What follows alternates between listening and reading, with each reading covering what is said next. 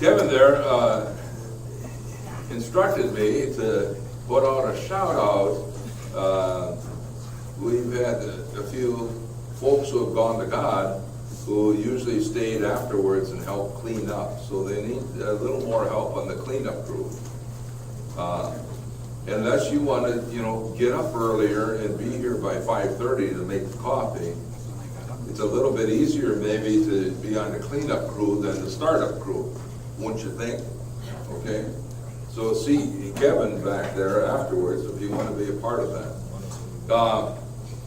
Today, liturgically, we celebrate Our Lady of Sorrows. And you stop to think, they usually identify the 7 sorrows of Mary. 7 sorrows of Mary. And so this is actually a feast day in commemoration of those. They're all in the Bible.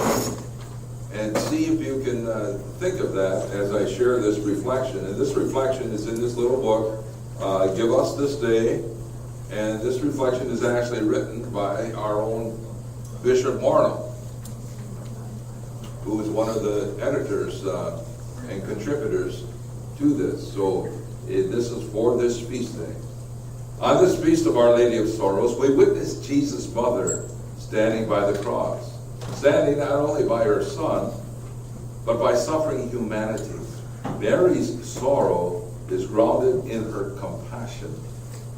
She identifies with those who experience isolation and broken relationships, with those who know poverty and social fragmentation.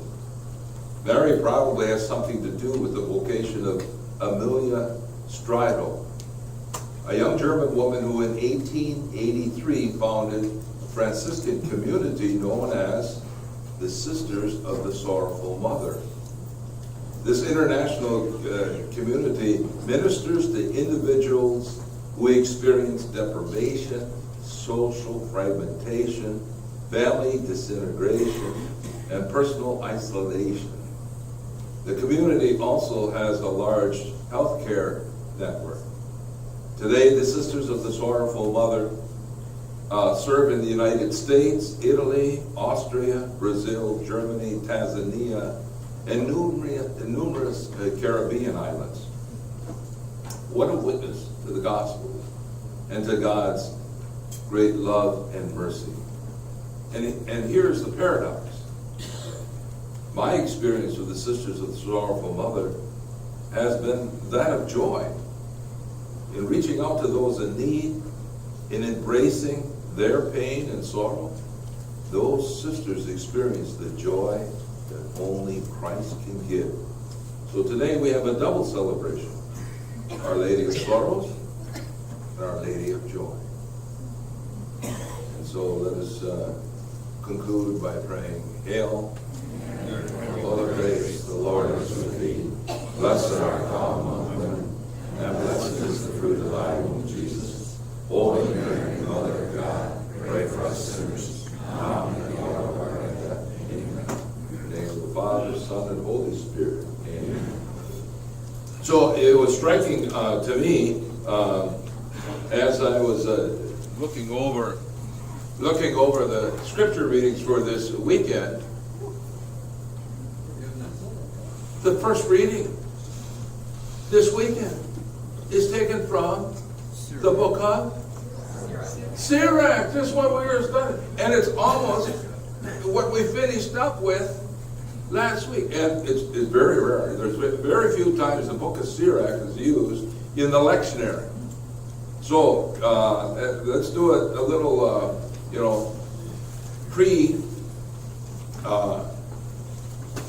preparation for this weekend liturgy. The very end of the chapter 27, and verse 30. Now, actually, this is the closing line of chapter 27, but it will be the opening line for the first reading this weekend. So, wrath and anger are hateful things, yet the sinner hugs them. And then the opening line of chapter 28, verse 1, sets the tone. The vengeful will suffer the Lord's vengeance, for he remembers their sins in detail. And verse 2, forgive your neighbors injustice. Then when you pray, your own sins will be forgiven. And so what we have here, this will be a part of, you can continue on to the end of verse 7, but part of the first reading. So listen carefully to see how the lector pronounces. The first reading is from the book of Sirach. Listen carefully how they pronounce that, okay? But it also sets the tone, and it dovetails with the gospel reading as well. This is actually, to tell you the truth, it's basically a commentary on the book of Leviticus, chapter 19, verses 17 and 18. Now you might find that as a cross-reference down in the fine print on the bottom of your Bibles if you have that. But let's take a look at that so you know what I mean. Many times, I've told you, if you know how to use your Bible, the Bible interprets itself. And so look at the book of Leviticus as a third book of the Bible after Exodus. Chapter 19. Do a little page flipping.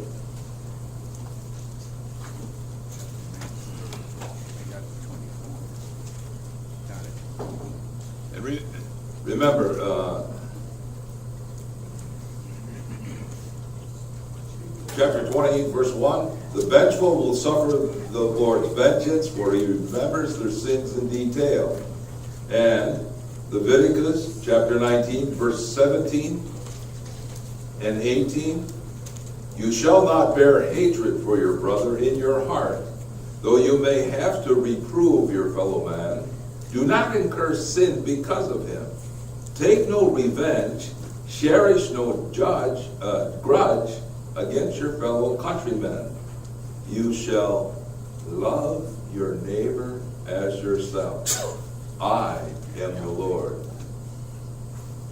That last line kind of sounds familiar, doesn't it? So, if this reading from the book of Sirach is like a commentary on Leviticus, that reading that we just saw from Leviticus, then we know that, first of all, Ben Sirach, the teacher, was familiar with the Pentateuch, the law of Moses, okay? Secondly, we know that Jesus takes it and incorporates it into his seminal teaching about the greatest of the commandments, huh? Love God. And he took this little phrase, tucked away in the book of Leviticus, which hardly no one ever goes to and reads anyhow. Love your neighbor as yourself. But the last line here in Leviticus, for I am the Lord. Here, the vengeful will have vengeance shown to them.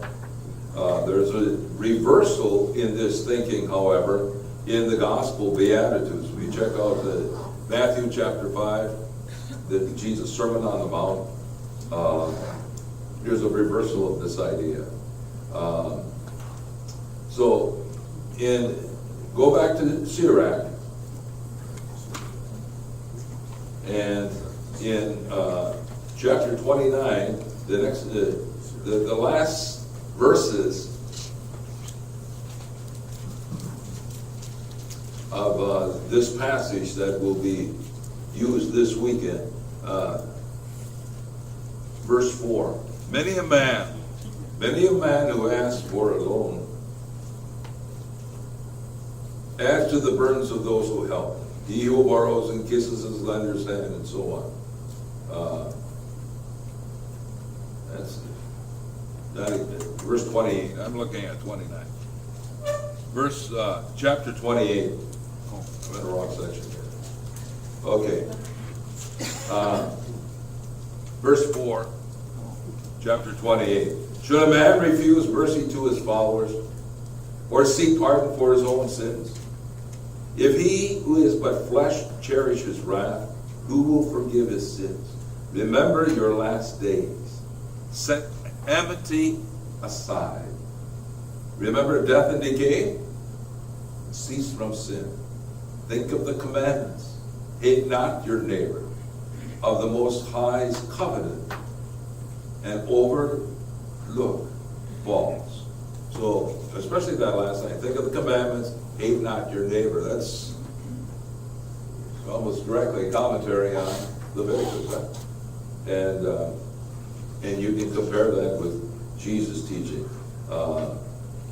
So it's kind of interesting, because I wanted to point that out to you, because we're going to hear that this weekend at our liturgies, and it's so infrequently that the book of Sirach is used. Now, where we actually finished off last week, a little further down in chapter 28, he was talking about an evil tongue and being double-tongued and triple-tongued, and verse 28 from 12 through 18. Basically, triple tongue, he means someone who basically butts into two other people's conversation in order to sow discord. Don't butt into others' conversations. Don't butt into other people's business. Keep your opinions to yourself. Sirach would say, those are signs of wisdom. Okay? In the last section, summary conclusion from verse 24 to 26. As you hedge around your vineyard with thorns, set barring gifts over your mouth. And as you seal up your silver and gold, so balance and weigh your words. Take care not to slip by your tongue and fall victim to your foe, waiting in ambush. So his conclusion, guard against what you speak.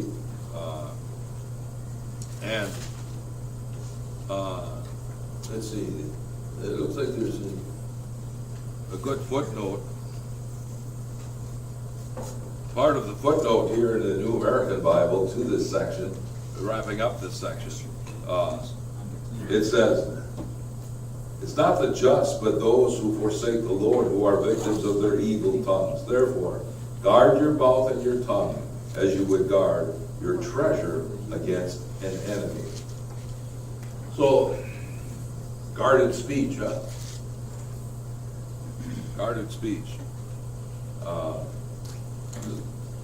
Now, the next section, and I put some of the main topics up here on the board to help lead us into maybe moving a little more quickly, starting with verse 20, chapter 29, 30, 31. Let's see how far we can get. So, money matters and morality. Basically, chapter 29, most of it is about borrowing and lending of money. And the main theme, to lend to a neighbor is to fulfill the law. It's not the lending itself that's good, but its purpose. And for Ben Sirach, the only purpose for lending is to cement friendships and relationships. So chapter 29, starting from verse 2, lend to your neighbor in his hour of need, and pay back your neighbor when a loan falls due.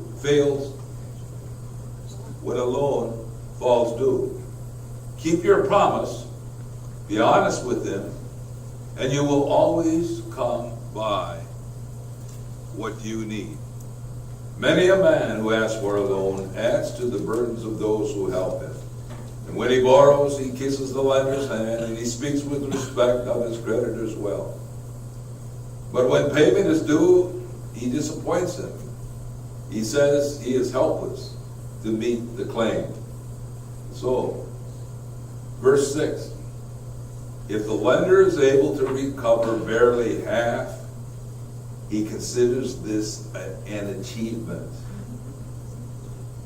If not, he is cheated of his wealth, and he acquires an enemy at no extra charge. Yeah, you pick up, that's a little, funny. With curses and insults, the borrower pays him back, and abuse instead of honor.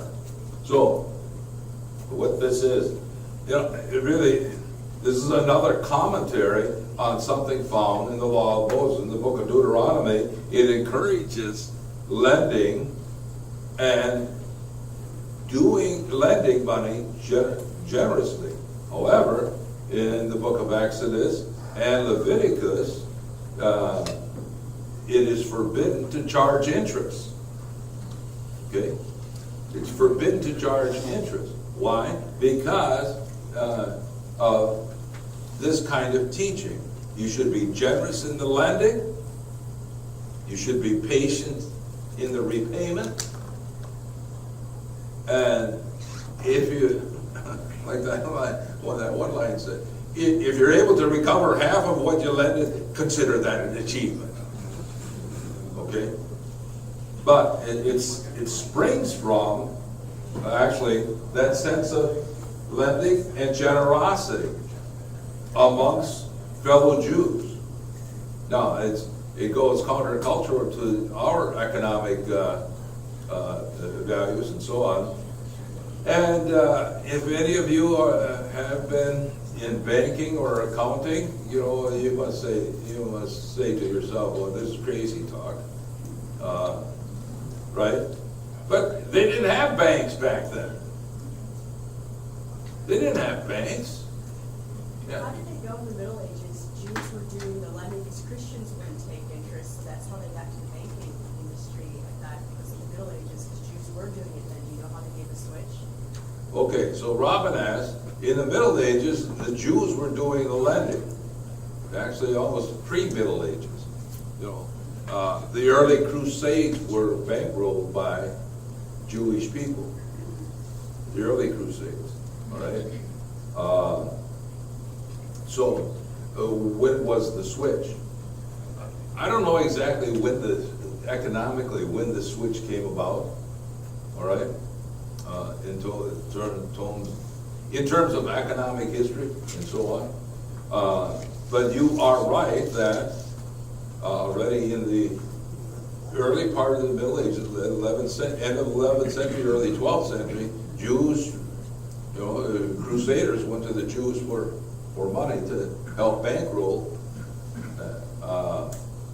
Also, before the establishment of the state of Israel, the famous wealthy family of Europe, the Rothschilds. You might have heard of the Rothschilds. Well, they're Jewish, and they helped fund the idea that the Jews should have the state of their own in the Middle East, and help fund many of the early programs for doing that. Right? So I can't answer it directly, but you are correct in your first statement there. A borrower should repay his loan, and he should do so promptly and graciously. This is a precept that comes out of this, and so verse 7 is kind of interesting. Many refuse to lend, not out of meanness, but from fear of being cheated. Now, here's the flip side, and Ben Sirach always does this. He either gives you the bad and then the good, or the good and then the bad, in his teaching. So, to a poor man, however, be generous. Keep him not waiting for your alms. because of the precept. Now here's a precept, here's a rule to live by, a moral maxim, a precept. Help the needy, and in their want, do not send them away empty-handed. Verse 10, spend your money for your brother and friend, and hide it not under a stone to perish. Dispose of your treasure as the Most High commands, for that will profit you more than the gold itself. Store up almsgiving in your treasure house, and it will save you from every evil. Better than a stout shield and a sturdy spear, it will fight for you against the foe. Now, so spending your money basically is better than hoarding it, letting it idle. And of course, back then it wasn't unusual, like I said, no banks. So if someone had a catch of gold, they'd hide it on their property somewhere. But think of some parables of Jesus. Remember that parable of Jesus? The kingdom of God is like someone who finds buried treasure. He goes out and sells everything he has and buys that property to have the treasure.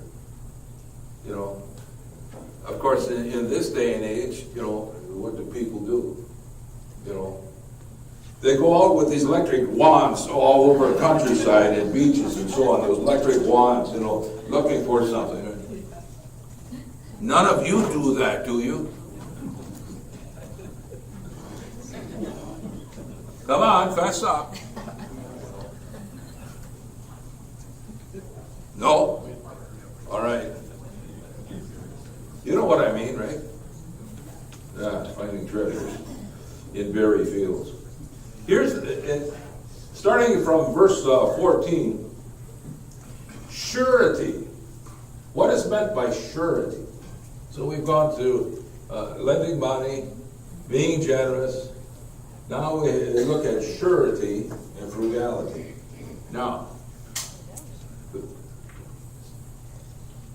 verse 14, a good man goes surety for his neighbor, and only the shameless would play him false. Forget not the kindness of your backer, for he offers his very life for you. The wicked turn a pledge on their behalf into misfortune, and the ingrate abandons his protector. Going surety has ruined many prosperous men and tossed them about like waves on the sea. Has exiled men of prominence and set them wandering through foreign lands. The sinner through surety comes to grief. He who undertakes too much falls into lawsuits. Go surety for your neighbors according to your means, but take care lest you fall thereby. What do you think this concept called surety here can be equated to today? What will we call surety today? Co-signing a loan. Co-signing a loan? Guaranteeing something? Co-signing a loan? Guaranteeing? Insurance. Insurance. I mean, basically, the word surety is within the word insurance. Right? Okay? So, it refers to, of course, surety, offering financial guarantees to someone involved in a transaction. Okay? And he says, set limits and stick to them. Unless you fail, all right? Unless it fails. Today we have, insurance, a number of different insurance products and so on. But, right? If you get a loan for a house or property, a lot of times they'll ask you want insurance on top of that, right? You know, in case something happens to you and you can't pay off the loan. Surety. Surety, yeah. All right, the next section deals with frugality. So, verse 21 through 28, it opens with a proverbial statement on basic needs for life. So, verse 21, chapter 29, verse 21. Life's prime needs are water, bread, clothing, and a house, too, for decent privacy. Better a poor man's fare under the shadow of his own roof than sumptuous banquets among strangers. Be it little or much, be content with what you have, and pay no heed to him who would disparage your home. As a miserable life it is to go from house to house, for as a guest you dare not open your mouth. And he goes on and on. So this is kind of and further on, he urges moderation, but also he urges hospitality.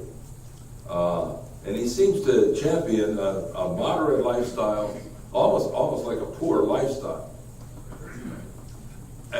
against leeching off the generosity of a neighbor. And so, but let's keep in mind, I've said this before, Ben Sirach, who is he teaching? You know, the book is set up like he's teaching young men of Jewish upper social class, okay? So it seems to be, in some ways this seems to be a strange teaching, but also it is a very worthwhile teaching given his audience. So we understand surety.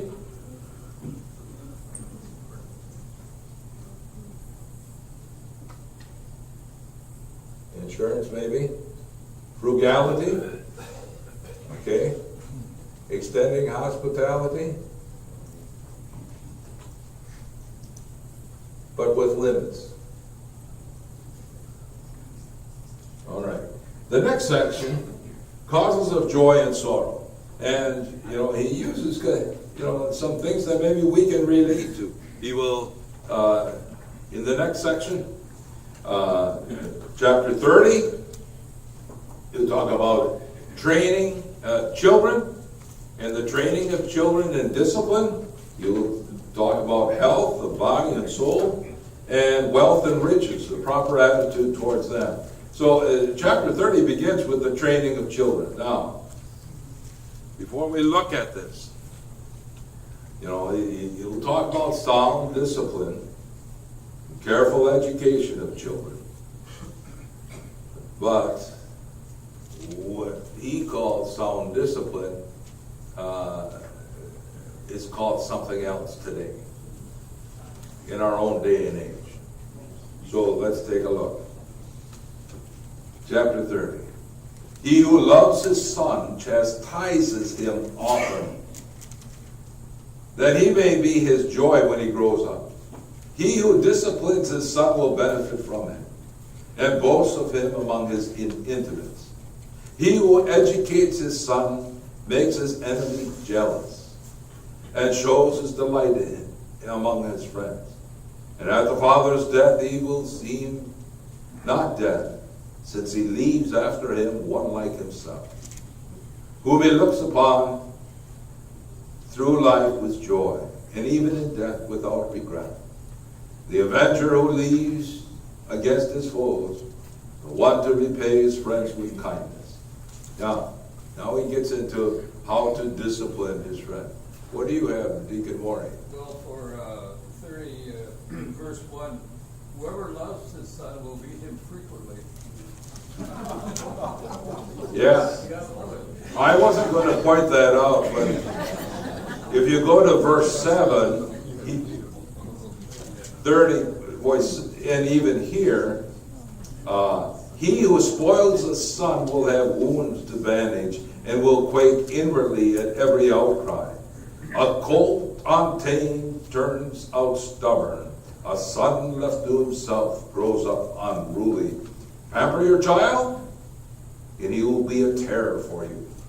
Indulge him, and he will bring you grief.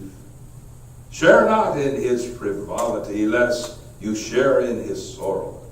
And finally, your teeth are clenched in remorse. Give him not his own way in his youth, and close not your eyes to his follies. Bend him, verse 12, bend him to the yoke when he is young. Trash his sides while he is still small, because he may become stubborn, lest he become stubborn and disobey you and leave you in disconsolate. Verse 13, discipline your son, make heavy his yoke, lest his folly humiliate you. What is that translation you have? What verse? Well, 11 and 13 through 13. Yeah, he says, while he is young, do not allow him his freedom. Do not wink at his mistakes. Bend his neck in his youth. Bruise his ribs while he's a child. Keep going. Or else he will grow stubborn and disobedient and hurt you very deeply. Be strict with your son and persevere with him, or you will rue his insolence. So, what does it sound like today? What will we call that? Child abuse. Child abuse, right? But that's, yeah. The footnote on the bottom of, for 30, verse 1 to 13 is a good summary of that whole article. Okay, so in the New American Bible, there's this footnote to chapter 30, verses 1 through 13. Sound discipline and careful education of children correct frivolity and stubbornness, prevent remorse and humiliation, and bring to parents lasting joy and delight, prestige among friends, jealousy of enemies,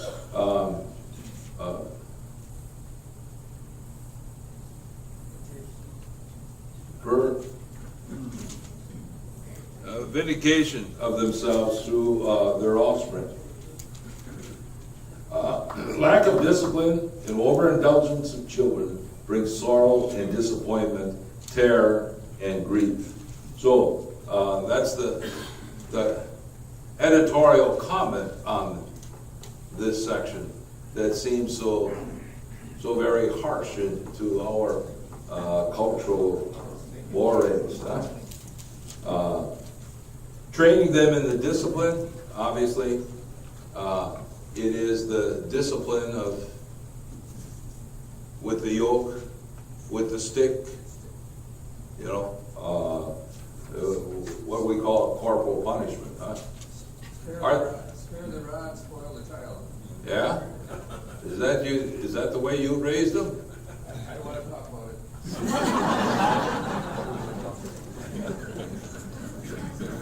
Father, reading these lines, my wife and I were having a conversation yesterday morning about the graffiti at the hotel. Yeah. And we were talking together, what motivates a person to do those types of things? Is it something out of Ben Sirach or something else that motivates someone to take their angst at someone who may be, quote, innocent? Yeah. It's kind of an interesting parallel in life. Well, the other thing is graffiti isn't new. Pardon? Graffiti isn't new in itself. No, it is not. Okay. Yep. And, graffiti has been found on ancient ruins from the ancient ruin times. Yep. Okay? So it's, how it is interpreted and what is it really an expression of? Yep.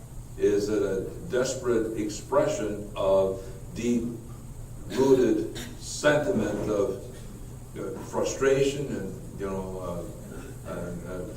social disenfranchisement and whatnot, okay? And especially in this day and age. Why waste money on the paint can when all we can do is go on social media and, get your message across to a broader audience? Huh? So, I don't know. I don't understand it. And, on the other hand, there's some places where they welcome some graffiti and, urban artwork, so to speak. And in some cases, that has transformed a neighborhood, in a positive way. So, all right. Well, this is, kind of strange teaching to some of our ears. But I think verses 4 and 5 is kind of crucial. Especially 4. At a father's death, he will seem not dead, since he leaves after him one like himself. Okay? Whom he looks upon through life with joy, and even in death, without regret. So, training your children in such a way that you leave behind as someone that even before you die has given you joy. And, I think it's right, children reflect their parents in a lot of ways. And, you hear that even on a commercial, on the radio, someone who wasn't, having a foster child or something, will say, I don't even know how to be a parent, and he goes through it. You better stop that, or so on. And then says something like his father would have said it, and he said, hey, that's not just like my father. Okay? So, you've raised kids. Most of you who have raised kids, you have kids who have kids. Right? Have you noticed that your kids discipline their kids like you discipline your kids? Huh? Not always. Not always? All right. Did any of you ever say, it will come back to you? What you're doing, it'll come back to you. When you have kids, you'll see. Huh? Thomas, what did you find in the New Testament from the section of the Bible I see you're open to? Hebrews 12. For the moment, all discipline seems painful rather than pleasant, but later it yields the peaceful fruit of righteousness to those who have been trained by it. Yeah, that's like a, New Testament extrapolation of what Ben Sirach is saying. Huh? Written maybe 100+ years later. Tom? Grandkids are so much fun, I'd had them first. Okay. In his wisdom, Thomas here has said, if I would have known grandkids were going to be so much fun, I would have had them first. Yeah. In a more relationship time, the concept, I come from a family of 5 boys and 1 girl. Not to say that my father was overly strict, but he was, to manage 5 boys, a basketball team and a cheerleader. But yes, Sunday morning I was walking out of church, and Father Falk stopped me. And he said, Roy, he said, I still remember your father. He was a good man. And that was, my father's been dead almost a quarter of a century. And yet to come back and have somebody say that to you after Mass, and let's look at Ben Sirach and what is said here and what can happen in the future. That's why I think that verse 4 is a key one, rather than us settling on his suggestions for discipline. The next section, as we're looking from verse 14 through 25, it talks about health, but not really health like we say it. We understand health, okay? So it starts off, chapter 30, verse 14. Better a poor man, strong and robust, than a rich man with wasted frame. More precious than gold is health and well-being, a contentment of spirit than coral. No treasure greater than a healthy body, no happiness than a joyful heart. Healthy body, joyful heart. Preferable to death is a bitter life. Unending sleep is constant illness. It's kind of a strange thing. Verse 17.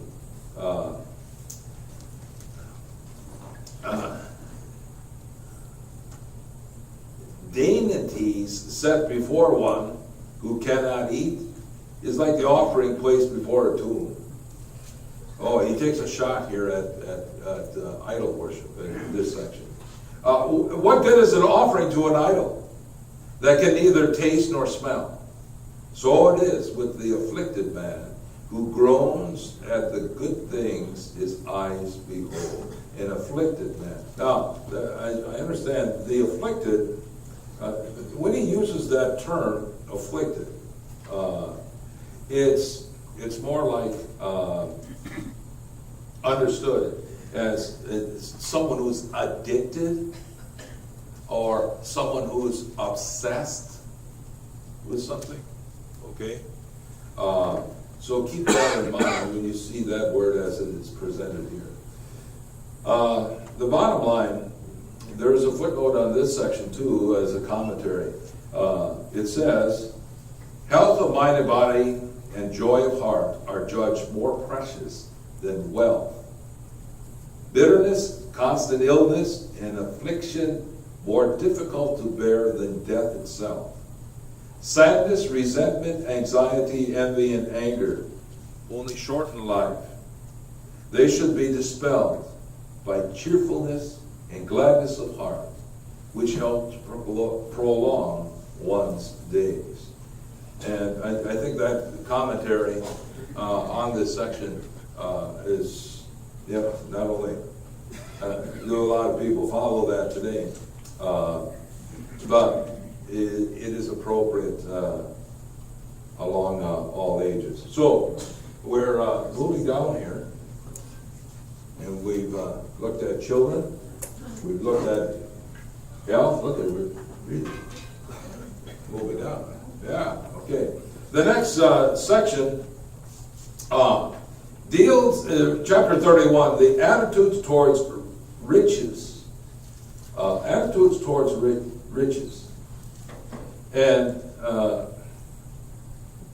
okay, let me jog your memory. A proverb from our own era. Well, not exactly. It's a little bit early American proverb.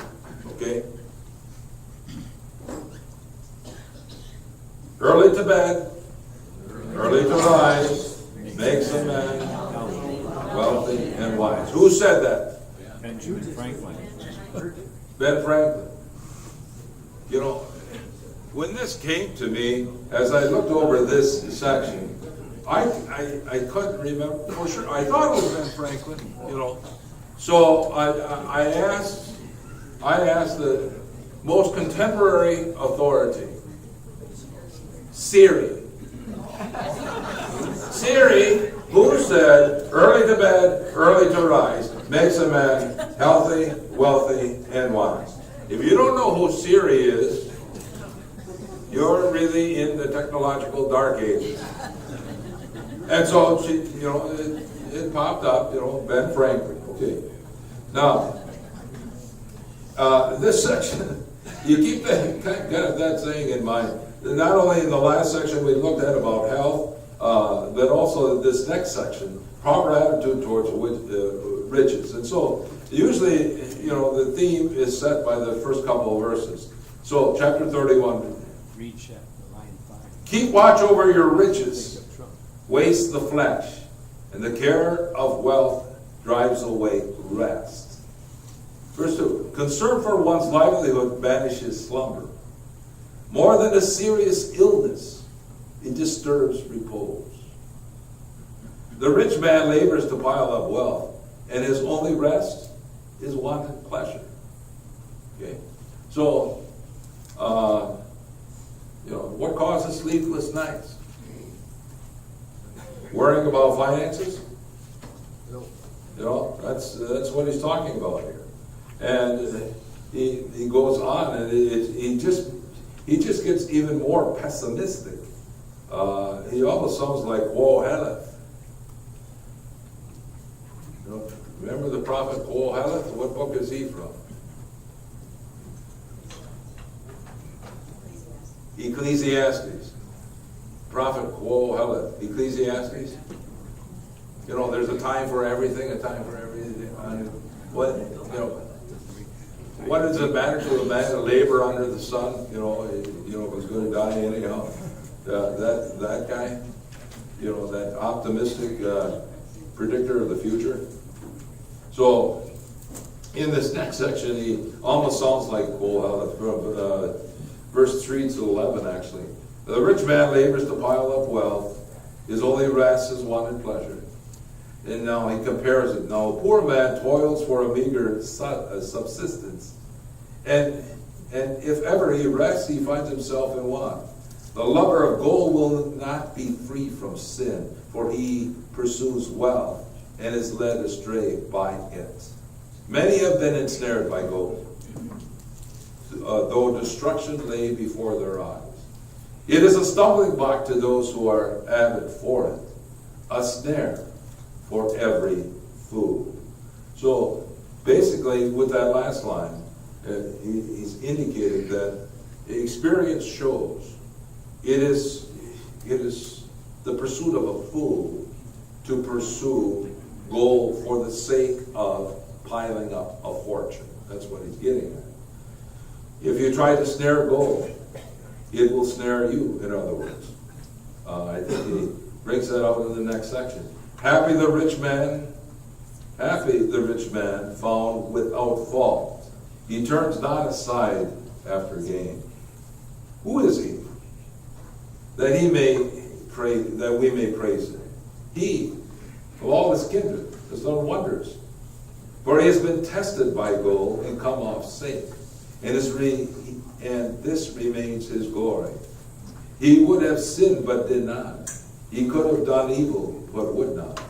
So that his possessions are secure and the assembly recounts his praises. Here he's talking about, in more of a positive way, congratulating the fortunate man who's not obsessed with just piling up gold.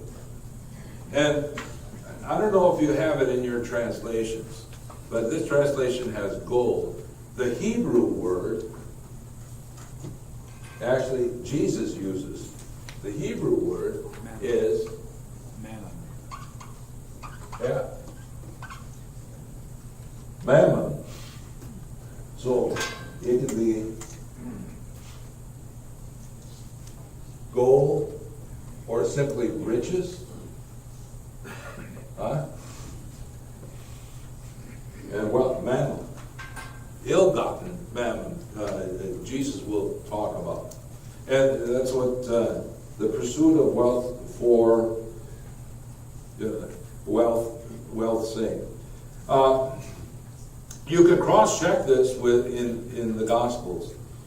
Matthew chapter 6, verse 24, or Luke chapter 16, verse 13, where the similar idea is picked up and given the interpretation by Jesus, especially Matthew chapter 6, verse 24. That's part of the Sermon on the Mount. Yeah, right. Just an observation as we've read through this portion, and so much of it is talking of, quote, gold, which we can see as something solid and to be picked up. And there were no banks, so where did you bury it? But the real key may have been the concept of gold here would be larger flocks, greater use of servants and family. I mean, those could be the goals of that time, not necessarily the things that you put into the ground in hide. Oh. And yet gold and silver were precious in those days. Yes. And more precious than gold and silver were Flocks, camels, sheep. Oh. What? little round things that come out of the sea. Pearls. Pearls. Yes. You know, Jesus talked about the pearl of great price, and right? Because they were so And rare. Yeah, but your point is many of these people who live inland had pearl because they traded with people from the sea. I mean, I'm talking with I'm a mentor for confirmation, and I've been trying to talk to this young man, think out of the box, look beyond what is being said. But you know, it's kind of a curiosity.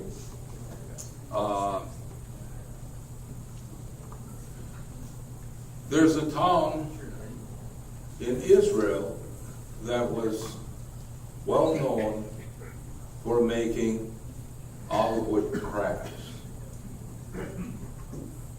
The town is? The town in Israel that's well known for making olive wood crafts. Bethlehem, right. And one of the unique appliques to the olive wood crafts that they always were known for was inlaid with Pearl. mother of pearl. And what is mother of pearl? What is mother of pearl? The inside of a clamshell or oyster shell or mussel shell. That's the inside. And if you take a look, if you have ever bought anything from one of the Bethlehem crafts and things, and take a look, and they have mother of pearl inlaid in crucifixes and other goods and so on.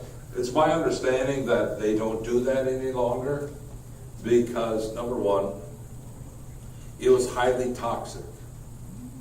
And the craftsmen in Bethlehem that would do that, they either died out or the trade wasn't passed on to their sons. Or the third thing is because of the blockade or the wall put around Bethlehem, they can't get the supply. So those three things all come into play. And the fourth thing that comes into play is the lack of tourists going there. You know, their basic market dried up. That's why we have in some of our parishes sometimes the Bethlehem craft salesmen that come, and usually they are sons and daughters or grandsons and granddaughters of some of the main families in Bethlehem that knew this craft and applied this craft, inserting mother of pearl into their goods and so on. One of the things when we read the book of Genesis and Father Abraham was wealthy not only because he had herds and so on, but also, don't forget, he paid for his wife's the land. Dowry. Not as a dowry, yeah. for her tomb outside of Hebron. He paid for it. He paid the Hittites in silver and gold. So Father Abraham had silver and gold. Where did he get it from? The Bible doesn't tell us. But as a wandering herdsman and so on, maybe he got it off his wife. Now you laugh at that, but here's the thing. Today, wandering herdsmen in Israel are Bedouins. And if you take a look at the Bedouin women, they're all blinged up. They're all spangled up with silver and gold and so on. Okay? So it's not out of the realm of possibility that any gold and silver they acquired, they turned into jewelry and would decorate their women with it. So when his wife died, he didn't have anything to use that silver and gold for, so he bought the land that became the tomb of the prophets. What you're saying, Father, is what we read and what is in sense of what we need to look at, the history, the reality, the conditions of the time, and as they relate to then to today. Yeah. Now, the next section that we'll look at next week is on temperance and good manners, table manners, eating, drinking, and good behavior at a banquet. So we got that to look forward to next week. Thank you very much for coming, everyone.